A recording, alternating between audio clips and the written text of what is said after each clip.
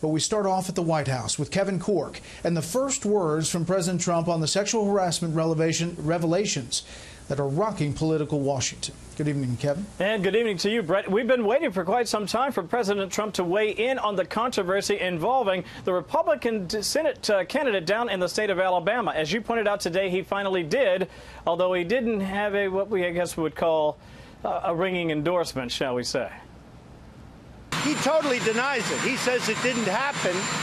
And, you know, you have to listen to him also. You're talking about, he said 40 years ago this did not happen. In making his first public comment since the scandal broke involving the Alabama Republican senatorial candidate, President Trump today refused to endorse Judge Roy Moore.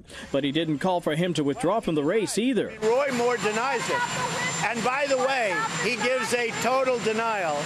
And I do have to say, 40 years is a long time. He's run 8 races, and this has never come up. So 40 years is a long time. Moore has been accused of inappropriate contact with a minor nearly 4 decades ago, a charge he has repeatedly and strongly denied.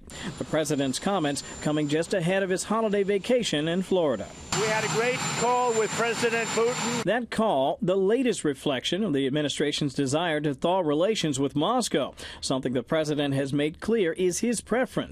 From his recent trip to Asia, I think it's very important to get along with Russia. I feel that having Russia in a friendly posture as opposed to always fighting with them is an asset. I think that can make a big difference. To the campaign trail before taking office. I hope that we get along great with Putin, because it would be great to have Russia with a good relationship. A theme continued in this morning's conversation between the two leaders. We're talking about peace in Syria, very important.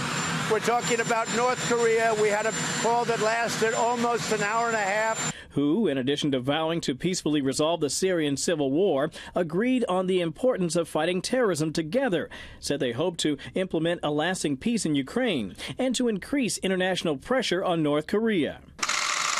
This on a day when the Russian leader met for nearly 3 hours with Syrian President Bashar al-Assad in Sochi. The most important question, of course, is what will happen after the defeat of the terrorists in terms of a peaceful political settlement. We hope that Russia will succeed in achieving what it has been saying from the very beginning of the crisis, which is not allowing foreign intervention in any political matter in Syria. The crisis will also be the focus of trilateral talks beginning tomorrow with the presidents of Russia, Iran, and Turkey. In case you're wondering, Brett, we also heard from the president on Roy Moore and maybe endorsing him or maybe even campaigning for him. The president was asked before he left for Florida if he might do that ahead of that election, which is coming up, as you know, on December 12th. The president didn't commit. He said he'd have more to say about that next week. Brett? Kevin Corke live on the North Lawn. Kevin, thank you.